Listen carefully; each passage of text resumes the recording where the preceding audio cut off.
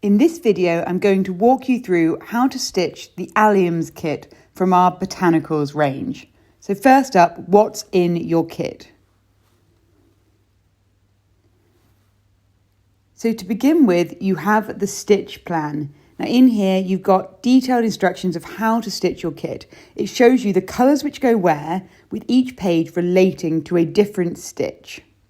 So for example, you can see you've got numbers 1 and 7, which all coordinate to the numbers on the bobbins of thread. And we can see that bit is to be done in satin stitch. Now for the instructions on how to do satin stitch, you can either refer to our videos, which I'll link in our notes, or in the kit, there's a full instruction booklet, which shows you guides for all the different stitches you need, like fly stitch here. So you have everything written, but you also have everything on video.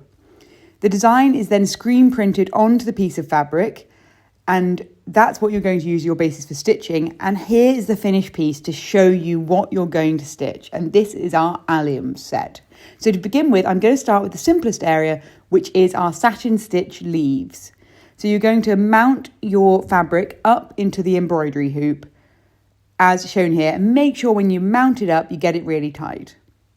For the purpose of this video, I'm putting this into a hoop stand, but I'm only doing that for filming. I wouldn't typically do that. Your fabric will have a couple of needles in it for you to use, a couple of varying sizes, so you can choose whichever one you like. Now I'm going to cut a length of, firstly, the paler green thread. It doesn't matter which order you do the greens in, I just happen to be starting with this. Throughout this kit, you're going to separate down the strands of thread and you're going to stitch with 3 strands. For all the Botanicals range, you will just use 3 strands. So split out 3 strands and then thread that onto your needle and tie a knot.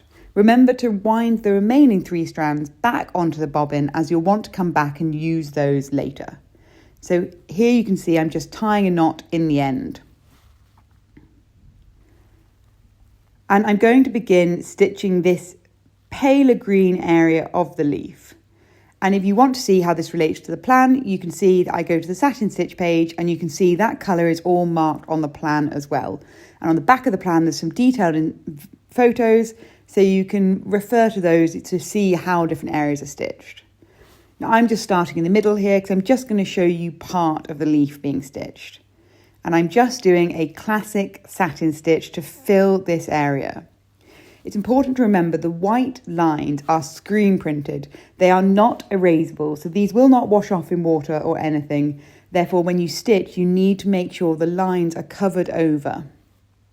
So just keep going, filling that entire area up with a satin stitch, doing exactly as I do here. And once I finish that area, then I'm going to get the next colour of thread. Whenever you finish stitching with these pieces, you secure your thread on the back just by running the needle underneath a few of the stitches on the back, just to make sure it's secure, and then cutting away any excess. So I get my next green, and I will go through the exact same splitting process. So I'll split it down into 3 strands, and then I'll be stitching with those 3 strands. So repeat that process always when you stitch. Now we're going in, and with the darker green, I'm going to fill in the outer section of the leaf, again using a satin stitch. Now don't worry too much about how neat your satin stitch is. People can get very worried about satin stitch because it quite often does look a little messy. If you've got areas which feel a bit untidy or you feel like it's gappy, you can always go back in and fill those areas after. So you see here, I'm just going around the entire outside of the leaf, and I'm going to fill it all in my satin stitch. And once that's done, once you've got about 5 centimetres or less of thread on the end, then I'm going to close that one off too by running it underneath the stitch on the back. So you'll just carry on filling in your leaves like that. Next, I want to show you how to do the stems.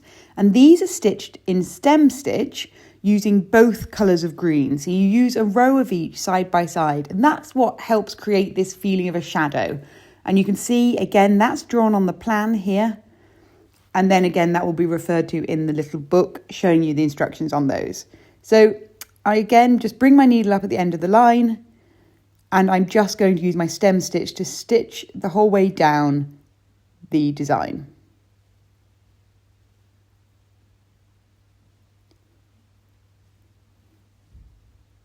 So I'm using my darker green right now, and I'm just going to, for the demo, show you it down to the end of this section.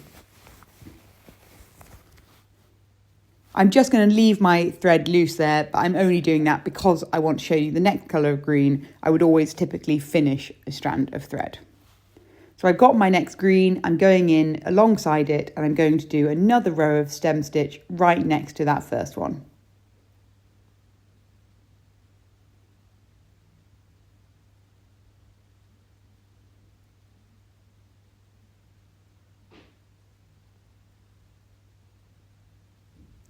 And you just keep going the whole way down, creating this double row of stem stitch, using both greens, creating a really lovely depth and shadow.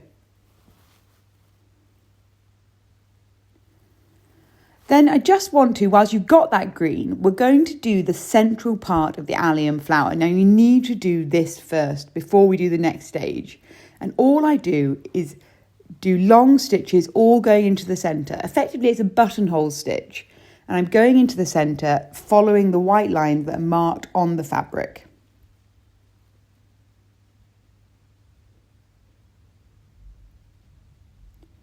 So I go the whole way around and I stitch these lines in, and as I pull them in, I'll create a little hole in the middle.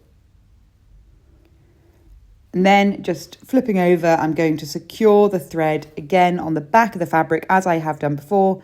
Just make sure that thread is fully secured.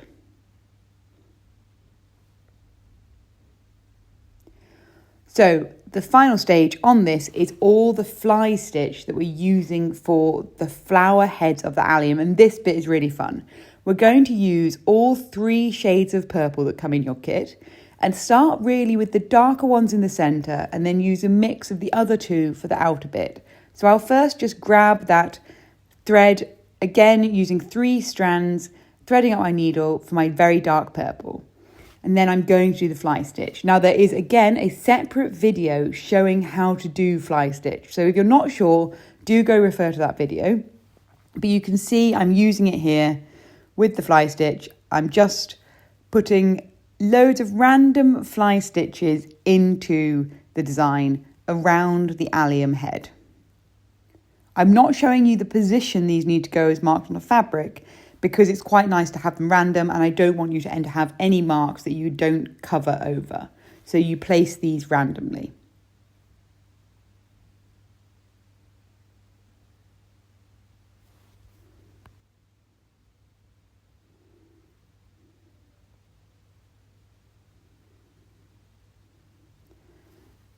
So once I think I've got enough of my darker colour, I'm then grabbing my mid purple and I'm going to start adding in fly stitches for those over the top, again working outwards from the centre. And it's exactly the same process as before. Don't worry about how organised you're being. You want this to look natural, you want it to look free.